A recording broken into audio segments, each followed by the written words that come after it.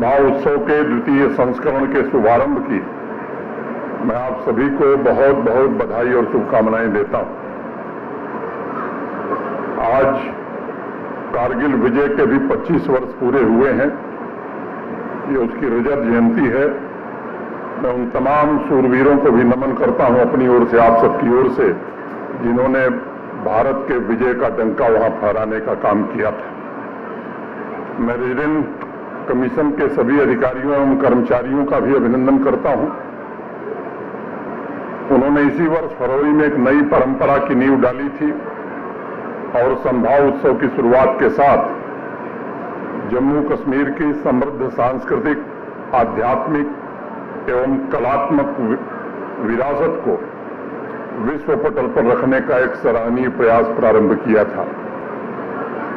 द्वितीय संस्करण में जम्मू कश्मीर की आर्टिस्टिक लिगेसी, यूथ एंगेजमेंट, साहित्य, agriculture, horticulture and allied things, cuisine, handicraft, handloom के प्रोडक्ट्स की प्रदर्शनी के अलावा 5 प्रमुख थीम पर अभी जिसके विषय में रैना साहब ने विस्तार से आपको बताया है, एक्सपर्ट्स तथा प्रबुद्ध जनों के राउंड टेबल का भी आयोजन किया गया है, जो अगले 4 दिन तक धरती के स्वर्ग कहे जाने वाले यूनियन टेरिटरी के ट्रांसफॉर्मेशन को आपके और देश के सामने रखेंगे तथा भविष्य की चुनौतियों के लिए अलग अलग सेक्टर में क्या रोड मैप हो सकते हैं, इसको भी प्रस्तुत करेंगे।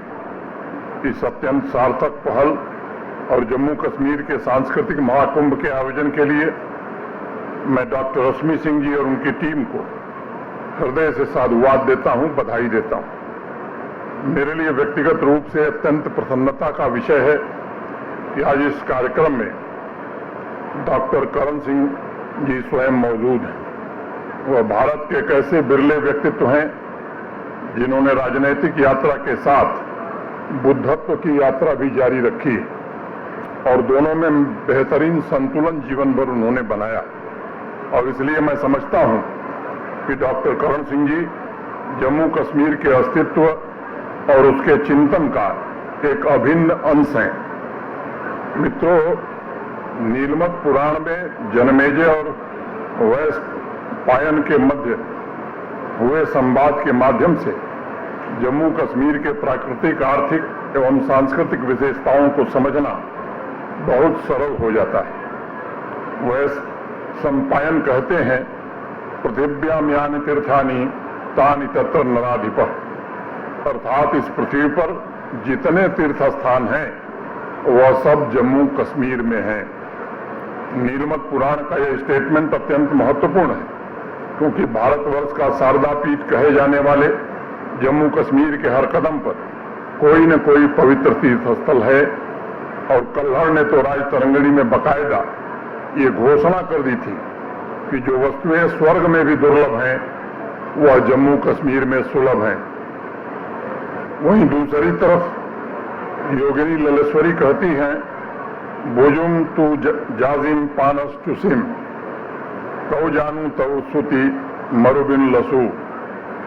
और संत कबीर उसी को आध्यात्म के दूसरे धरातल पर कहते हैं, अंखड़िया झाड़ पड़ी पंथ निहार निहार, जी भड़िया छाला पड़ा राम पुकारी पुकार। आध्यात्म के इस गहरे तल पर पुरातन काल से जम्मू कश्मीर और देश के अन्य हिस्से जुड़े हुए थे और वह हमेशा से आध्यात्मिक, आर्थिक और सामाजिक विकास का संतुलन बना हुआ था। जम्मू कश्मीर जितना व्यापार के लिए प्रसिद्ध था, उतनी ही ख्यात ज्ञान एवं अध्यात्म कुंभ के आयोजन के लिए भी थी। उच्च कोटि के साहित्यिक ग्रंथ की रचना हो, काव्यशास्त्र और संगीत का पोषण हो, कला हो, हस्तशिल्प हो, इसमें विविधता के द्वारा जम्मू कश्मीर ने भारत की कला एवं संस्कृति की यात्रा में बहुत ही महत्वपूर्ण योगदान दिया था। और मैं ये अवश्य कहना चाहूंगा कि प्राचीन समय से ही वितस्ता और गंगा का आत्मिक जुड़ाव रहा है। भारत में काव्यशास्त्र के सबसे प्रकांड विद्वान एक कश्मीरी पंडित आचार्य मम्मट थे। काव्य शास्त्र का पहला सूत्र जो उन्होंने लिखा, रसो आत्मा काव्यत्व, रस ही काव्य की आत्मा है। उस दृष्टिकोण से क्षेत्र के रूप में जम्मू कश्मीर भी देश का वही रस है और इसलिए भारतवर्ष का मुकुटमणि कहा जाता रहा है। प्राचीन काल से ही जम्मू कश्मीर के विभिन्न हिस्सों की संस्कृति, कला एवं दर्शन की ऊर्जा के साथ बड़े गहरे संबंध रहे हैं। इस जुड़ाव को कृत्रिम कानूनों से काटने की कोशिश की गई थी और लंबे समय तक शारदा पीठ को उसके आत्मिक बंधु कहे जाने वाले शहरों काशी और कांची से दूर रखने का प्रयत्न हुआ था। 5 वर्ष पूर्व यह दूरी भारत के आदरणीय प्रधानमंत्री श्रीमान नरेंद्र मोदी जी ने हर क्षण समावेशी, प्रगतिशील और समता के मूल सिद्धांतों के आधार पर बड़ी शिद्दत से जम्मू कश्मीर के सांस्कृतिक गौरव को पुनः जीवंत बनाने का प्रयत्न प्रारंभ किया। सही मायने में जम्मू कश्मीर का पूर्ण एकीकरण देश के अन्य हिस्सों के साथ अच्छे ढंग से हो, इसकी एक नई कोशिश हुई है और भौगोलिक सीमाओं के परे जाकर आप देखेंगे तो तवी और तिस्ता तथा चिनाब और चेयार नदियों से जुड़ी संस्कृतियों की ऊर्जा एक हो रही है। और इसलिए मैं ये बात कहना चाहता हूं कि पिछले 4-5 वर्षों में जो परिवर्तन हुआ है वह निश्चित रूप से सराहनीय है। उन परिवर्तनों की झलक आज संभाव उत्सव के माध्यम से पूरे देश में और बाहर भी पहुंचाने का प्रयत्न हो रहा है।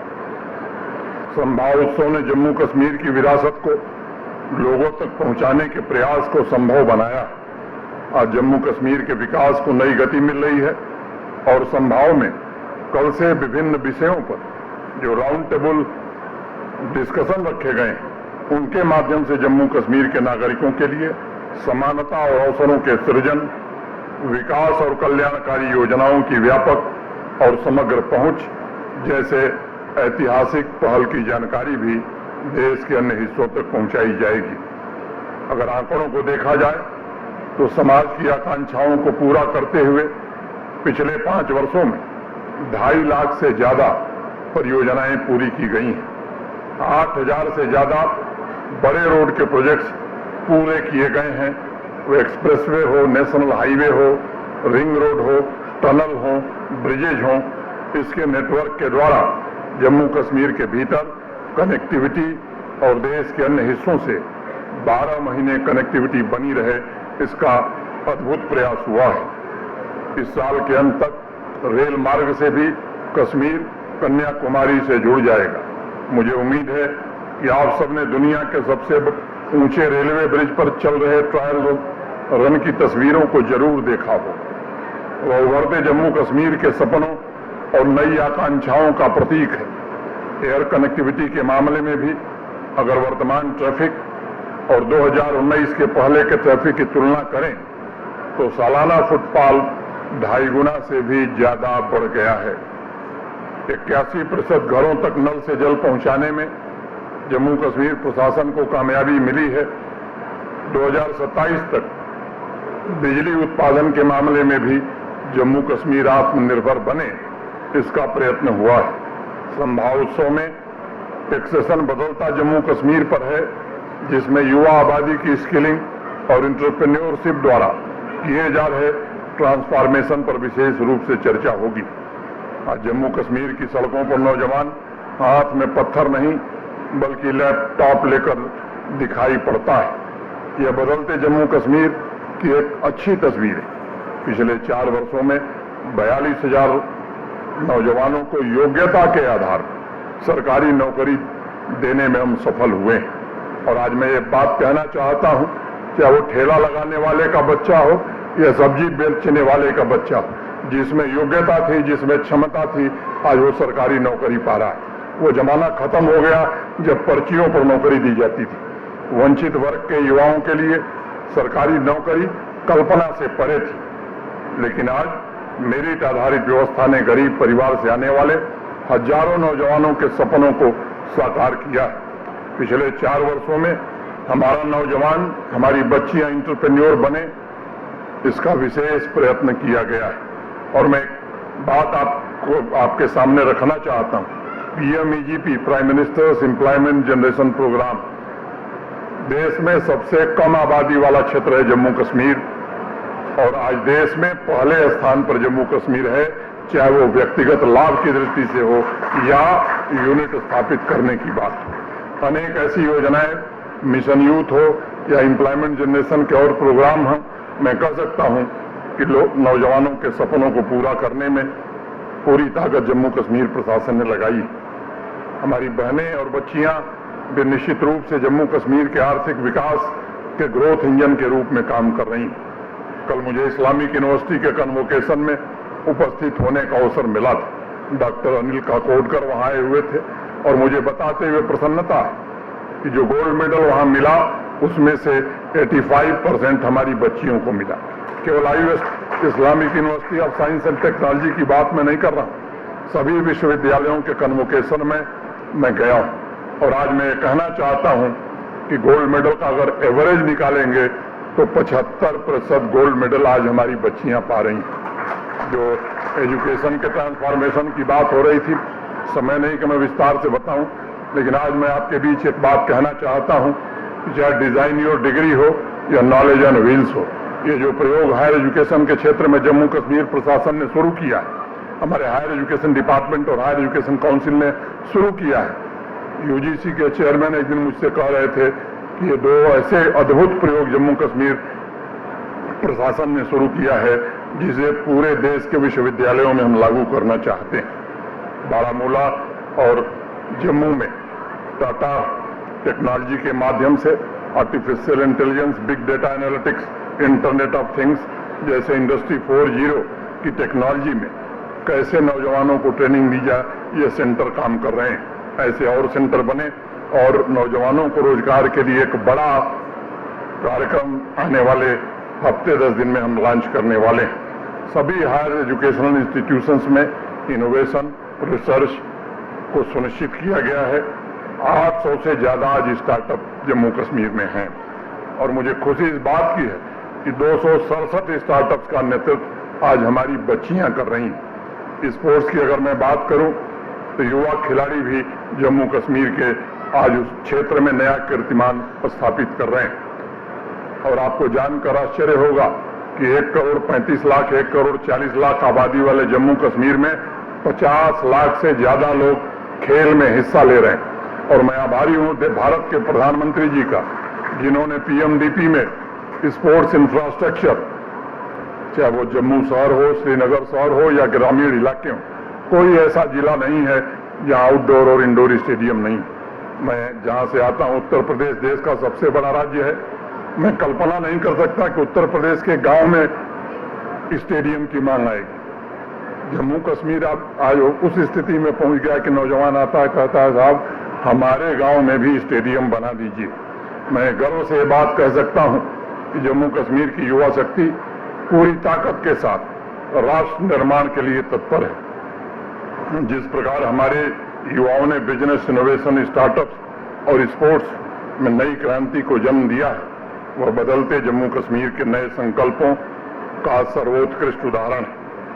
अगर इंडस्ट्रियल परिदृश्य की मैं चर्चा करूं तो आप में से अनेक लोगों को ये मालूम है कि आजादी के बाद से लेकर 2021 तक जम्मू कश्मीर में कुल प्राइवेट इन्वेस्टमेंट 14,000 करोड़ रुपए का आया था। 2021 में जम्मू कश्मीर के लिए माननीय प्रधानमंत्री जी के नेतृत्व में जो न्यू इंडस्ट्रियल स्कीम बनी, आज मैं आपके बीच एक बात कहना चाहता हूं कि देश के किसी भी राज्य में वैसा इंसेंटिव इंडस्ट्री के लिए नहीं है जो जम्मू कश्मीर आज दे रहा है। और इसलिए जो प्रस्ताव हमारे पास आए हैं वो 1 लाख करोड़ से ज्यादा के हैं। सबसे सस्ती बिजली जम्मू कश्मीर में, ये बात मैं बड़ी जोर देके कह रहा हूं, देश में सबसे सस्ती बिजली जम्मू कश्मीर में। अगर अपराध का आंकड़ा आप देखेंगे, अभी करण सिंह जी ने एक विषय उठाया, उसको मैं आगे उस पर अपने विचार रखूंगा। नेशनल क्राइम ब्यूरो जो अपराध के आंकड़े जारी करता है, जो देश की संसद में प्रस्तुत किया गया, देश में सबसे कम अपराध वो जम्मू कश्मीर में है। ये मैं आपको बताना चाहता हूं। मैंने कहा कि 1 लाख करोड़ से ज्यादा के प्रस्ताव आए हैं। जमीन की हमें दिक्कत थी, लेकिन आज मैं कह सकता हूं कि पर्याप्त मात्रा में इंडस्ट्री के लिए जमीन का इंतजाम भी प्रशासन ने किया है और मुझे पूरा भरोसा है आज की तारीख में लगभग 25,000 करोड़ के काम धरातल पर हो रहे हैं और अगले उत्सव में जब हम आएंगे तो इसी मंच से कहेंगे कि 1 लाख करोड़ का इन्वेस्टमेंट जम्मू कश्मीर की धरती पर उतर गया है। रिफॉर्म, परफॉर्म और ट्रांसफॉर्म के मूल मंत्र के द्वारा हैंडीक्राफ्ट हो, हैंडलूम हो, एग्रीकल्चर अलाइड सेक्टर हो, प्रोसेस फूड प्रोडक्ट्स हो, अनेक सेक्टर्स में व्यापक परिवर्तन हुआ है। मैं जिक्र करना चाहूंगा एग्रीकल्चर और अलाइड सेक्टर का। होलिस्टिक एग्रीकल्चर डेवलपमेंट प्लान, अटल डुल्लू ये प्रमुख सचिव होते थे एग्रीकल्चर का काम देख रहे थे। देश के जाने माने कृषि वैज्ञानिकों की सलाह से जम्मू कश्मीर प्रशासन ने बनाई थी और आज मैं गर्व से बात कह सकता हूं कि HADP ने जम्मू कश्मीर में एक नई क्रांति को जन्म दिया, नई क्रांति को जन्म दिया। मैं अनंतनाग गया था जिस दिन पैडी का कल्टीवेशन प्रारंभ हुआ था। वहां के कार्यक्रम में एक नौजवान मिला मुझे, उसने कहा कि साहब मैं एक मल्टीनेशनल कंपनी में काम करता था, मैंने नौकरी छोड़ दी है और HADP की 3 स्कीम के साथ आज मैं काम कर रहा हूं और 7 लोगों को उतनी सैलरी देता हूं जितनी मैं नहीं पाता था। एक बच्ची मिली मुझे, वो कश्मीर यूनिवर्सिटी से उसने MBA की डिग्री ली थी, नौकरी करती थी, उसने भी छोड़ दिया और वो HADP की स्कीम का लाभ लेकर के आज हॉर्टिकल्चर में बहुत बढ़िया काम कर रही है। ऐसे अनेक उदाहरण मैं दे सकता हूं। मुझे बताते हुए प्रसन्नता है कि हस्तशिल्प, हॉर्टिकल्चर की विविधता को वैश्विक बाजार मिले, इसका प्रयास हुआ है। इस वर्ष में स्नो पीस का निर्यात शुरू हो गया है। प्रधानमंत्री जी ने अपने मन की बात में इसका जिक्र भी किया था और उसकी पहली खेप लंदन भेजी गई थी। जम्मू कश्मीर आज सैफरन हो, आलमंड हो, चेरी हो, ये पूरे देश के उत्पादन में नंबर 1। लेकिन हम जानते हैं कि ये जो उत्पादन है इसमें 2.5 गुना की वृद्धि हम कर सकते हैं और आपके बीच में जिम्मेदारी से बात आज कह रहा हूं कि 4 साल बाद ये हमारा उत्पादन निश्चित रूप से 2.5 गुना होगा, इसमें आप संदेह मत रखिएगा। जो HADP का प्रोग्राम बना था, इस सेक्टर के पोटेंशियल को रियलाइज करते हुए एग्रो बेस्ड इंडस्ट्री का कायाकल्प होगा। 3 लाख नौजवानों को इंटरप्रेन्योर बनाने में हमें सफलता मिलेगी। हैंडीक्राफ्ट, हैंडलूम, एग्रीकल्चर के ऐसे 17 प्रोडक्ट्स हैं जिन्हें GI टैगिंग मिली। नाम उसका लेना समय बर्बाद करना होगा, पहले हमारे साथियों ने नाम ले लिया है और इसके कारण दुनिया में एक अलग पहचान बनी। संभाव उत्सव के माध्यम से ये प्रयास है कि दिल्ली में भी इन प्रोडक्ट्स का अच्छा खासा मार्केट तैयार हो सके। हमारा सबसे बड़ा लक्ष्य अपने यूनिक सांस्कृतिक और कलात्मक विरासत देश के सामने और दुनिया के सामने नई पहचान दिलाना है और ये सुनिश्चित करना है कि कला की यूनिकनेस आर्टिजन्स और फार्मर्स के जीवन में सकारात्मक बदलाव कैसे आवे, उनके आमदनी में कैसे जबरदस्त इजाफा हो। इस विषय पर भी संभाव उत्सव में चर्चा होने वाली। भारत की हजारों वर्ष पुरानी कला की बेशकीमती विरासत देश के अन्य हिस्सों के घर घर तक पहुंचाने का एक रोड मैप मैं समझता हूं कि कल और परसों की चर्चा में बनेगा। मुझे बताया गया है कि सोमवार यानी 29 तारीख को सवरता जम्मू कश्मीर थीम के अंतर्गत टूरिज्म सेक्टर पर चर्चा होगी। जम्मू कश्मीर में 7 दशक से हताशा, अंधकार और अशांति के माहौल की समाप्ति के पश्चात जिस उम्मीद की सुबह ने दस्तक दी है, उसका प्रभाव डोमेस्टिक और इंटरनेशनल टूरिज्म पर पड़ा है। पिछले वर्ष मई में G20 टूरिज्म वर्किंग ग्रुप की मीटिंग के पश्चात इंटरनेशनल टूरिस्ट इन्फ्लक्स में 2.5 गुना की वृद्धि हुई और पिछले वर्ष रिकॉर्ड 2 करोड़ 11 लाख टूरिस्ट जम्मू कश्मीर आए थे। मुझे विश्वास है इस वर्ष आंकड़ा 2.5 करोड़ के आसपास पहुंचेगा। अंत में मैं देश के समस्त नागरिकों से निवेदन करना चाहता हूं और कहना चाहता हूं, टूरिज्म, हस्तशिल्प, अन्य प्रोडक्ट्स जम्मू कश्मीर से जुड़ने का सिर्फ एक माध्यम नहीं है। आप सभी का जम्मू कश्मीर के साथ रिश्ता व्यापार के बियॉन्ड हो। मेरी ऐसी कामना है कि जिस प्रकार जम्मू कश्मीर एक क्रांतिकारी परिवर्तन से गुजर रहा है, उस पर संपूर्ण देश की नजर है। उस परिवर्तन के आप भी साक्षी बनिए, साझीदार बनिए, उसमें सहयोग करिए। माननीय करण सिंह जी ने बहुत ही समीचीन विषय हम सबके सामने उठाया। ये सच है कि जम्मू संभाग में 16-17 वर्षों से आतंकवाद समाप्त हो गया, और जब आतंकवाद समाप्त हो गया था तो स्वाभाविक रूप से जो व्यवस्थाएं पहले थीं वो व्यवस्थाएं कमजोर हो गईं।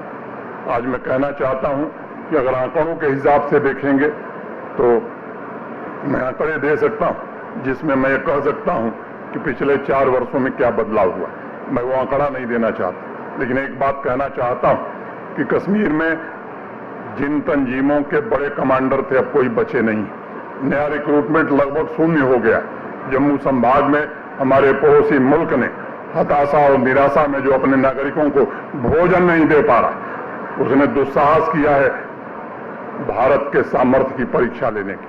और आज मैं कहना चाहता हूं कि उस फन को निश्चित रूप से आने वाले दिनों में पूरी तरह कुचल दिया जाएगा।